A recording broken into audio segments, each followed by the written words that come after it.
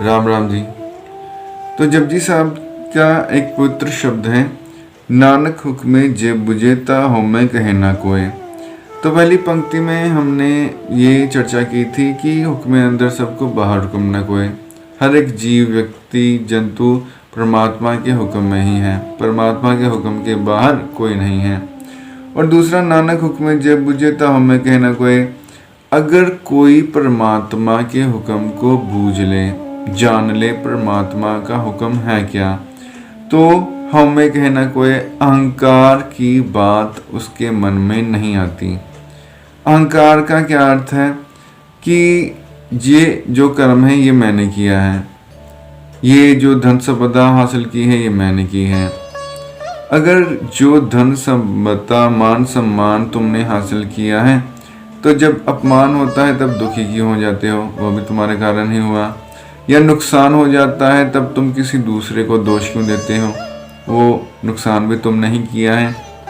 अगर तो अपनी अकल को ही सब कुछ मानते हो, तो जब नुकसान हो जाता है तो ये क्यों बोलते हो परमात्मा तूने ये क्या कर दिया? तो वो भी तुम्हारी अपनी अकल से ही निकला है। देखिए, परमात्मा जो है वो कर्म को भाग जरूर लगाता है। अगर किसी ने अच्छे कर्म किए हैं, नीयत साफ है, मेहनत की है, तो उसका फल उसे मिलता ही मिलता है। बस आप जो भी कर्म करते हैं वो 100% एफर्ट के साथ करें। जो मन से किया जाता है उसमें परमात्मा की कृपा भी शामिल हो जाती है। जो अनमने मन से किया जाता है उसमें परमात्मा भी सहायक सिद्ध नहीं होता। इसलिए जो भी कर्म करना है पूर्ण रूप से उसमें स्थित होकर करना है, अनमने मन से नहीं करना। और दूसरी बात, परमेश्वर जो है वो अन्याय कभी नहीं करता, वो हमेशा न्याय ही करता है। तो हमारे कुछ कर्म इस जन्म के होते हैं, कुछ पिछले जन्म के। तो जैसे किसी ने बैंक में खाता खुलवाया हुआ है तो उसे पासबुक मिल जाती है। तो पासबुक अगर भर गई तो उसको नई पासबुक बैंक इशू कर देता है और उसका जो बैलेंस होता है वो कैरी फॉरवर्ड हो जाता है अगली पासबुक में। तो जो नई पासबुक है उसमें 1 लाख रुपए स्टार्टिंग में आ गए, जबकि उसने कोई भी डिपॉजिट नहीं कराया था। तो बगैर कुछ जमा कराए 1 लाख दूसरी पासबुक में कैसे आ गए? क्योंकि पहली जो पासबुक थी उसमें 1 लाख का अमाउंट एंड में था। इसी तरह से हमें अगर कोई व्यक्ति दिखाई देता है कि बचपन से ही धन संपदा उसके घर में बहुत है, पैदा ही अमीर माँ बाप के घर में हुआ है, बिजनेस वेल सेटल है, करोड़पति है, तो पिछले जन्मों के कर्मों के कारण ही उसे ऐसा जन्म मिला है। दूसरी तरफ पैदा ही एक भिखारी के घर हुआ है, पैदा होते ही दुख तकलीफें उसकी झोली में आ गई हैं, तो ये भी पिछले जन्मों के कर्मों का फल है। तो ये जो कर्म फल है ये भगवान की बनाई हुई न्याय व्यवस्था है। इसी के अनुसार अनंत समय से संसार चल रहा है। जैसे कानून होता है, कई कानून बनते हैं, उसमें समय समय पर संशोधन होता रहता है। हमारा जो संविधान बना था उसमें भी कई संशोधन आज तक हो चुके हैं, लेकिन परमात्मा का विधान इतना निर्मल है, इतना अच्छा है कि इतने समय से कोई भी संशोधन करने की ज़रूरत नहीं पड़ी। तो इस प्रकार गुरु नानक कहते हैं कि नानक हुक्म जे बुझे ता होमे कहे ना कोय। अगर उसके हुक्म को बूझ लिया जाए, हुक्म का क्या अनुसार है कि जो कर्म मैंने किए हैं उसमें परमात्मा की शक्ति मेरे अंदर विद्यमान थी, तभी वो कर्म हुए हैं। एक तो ये जो कर्म हुए हैं, मेरी समर्था तो केवल कर्म करने में है, फल में मेरी समर्था नहीं है। तो अगर तो फल हमारे मन के अनुरूप आ जाए फिर तो किसी को कोई कष्ट नहीं होता। वो कहता है ठीक है, जैसा मैंने कर्म किया था वैसा मेरी मेहनत का प्रतिफल मुझे अच्छा मिल गया, कोई दुखी नहीं होता। हमें अहंकार तो तभी होता है जब हमें सफलता मिलती रहती है। अगर कोई विफलता मिल गई, असफलता मिल गई, दुख मिल गया तो हम सीधा दोष परमात्मा पर अर्पण कर देते हैं। परमात्मा ये तूने क्या किया? अब परमात्मा ने तुम्हें आंखें दी हैं, तुम्हें पता था सामने गड्ढा है, तुम चल रहे हो, चलते चलते फिर गड्ढे में गिर गए, चोट लग गई, फिर बोलोगे परमात्मा तूने क्या किया?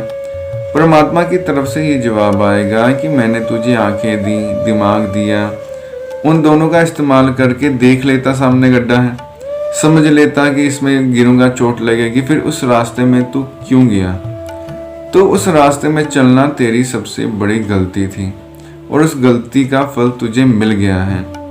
इसलिए परमात्मा की तरफ दोष आरोपण नहीं करना चाहिए। दूसरी बात, कर्म के दो ही फल होते हैं, या तो सुख या तो दुख, या तो हानि या तो लाभ। तो हानि हो गई, परमात्मा की तरफ दोष नहीं आरोपित करना, तुमने सही ढंग से कर्म नहीं किया, सोच समझ के फैसला नहीं लिया, अपनी गलती स्वीकार करो, आगे से वो गलती ना करो।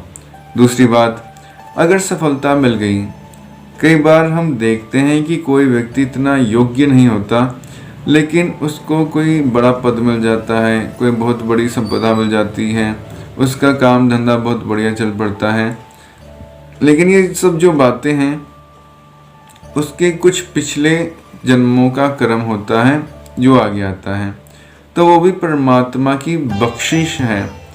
जैसे एक सुंदर शब्द है गुरबानी का, सबने शाला मारियां करता करे सो होए, कि सारे ही मनुष्य, सारे ही हम जो इंसान हैं कोशिश करते हैं सुख प्राप्ति की, सबने शाला मारियां करता करे सो है, लेकिन दुख मिल जाता है, तकलीफ मिल जाती है, तो करता करे सो है जो परमात्मा की इच्छा है, जिसे उसने कुछ ख्याति देनी है, नाम देना है, सम्मान देना है, संपदा देनी है, उसकी थोड़ी सी एफर्ट होने पर भी दे देगा, क्योंकि उसके कुछ कर्म अच्छे थे, उसकी नीयत साफ थी। और अगर किसी को नहीं देना तो बहुत प्रयास करने पर भी नहीं देगा, क्योंकि उसके कुछ पिछले जन्म कटने थे, तो उसका प्रयास विफल नहीं जाता, कुछ कर्म उसके पिछले बुरे कट जाते हैं। लेकिन वर्तमान में उसको ऐसा लगता है कि मेरी तो मेहनत का कोई फायदा ही नहीं है, लोग गलत रास्ते से भी आगे बढ़ रहे हैं। लेकिन गलत रास्ते से जो जितनी आगे बढ़ता है वो उतना ही जल्दी नीचे भी गिर जाता है।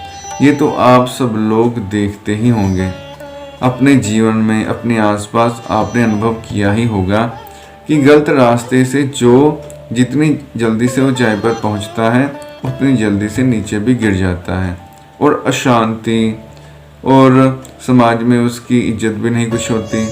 तो ये सब चीज़ों का फ़ायदा क्या है?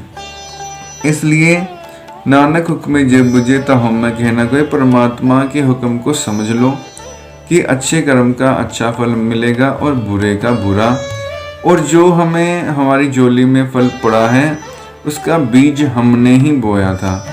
अच्छा बोया था तो सुख मिल गया, बुरा बोया था तो दुख मिल गया। हमें कुछ भी दुखी नहीं होना चाहिए, कुछ भी चीज़ का दोष परमात्मा पे नहीं लगाना चाहिए, अपने कर्मों की तरफ ध्यान देना चाहिए कि आगे हमसे कोई बुरा कर्म ना हो। अगर कोई हो गया है तो उसका प्रतिफल हमें मिल रहा है, वो तो कट गया, लेकिन आगे भविष्य में कोई ऐसा कर्म ना हो। धन्यवाद।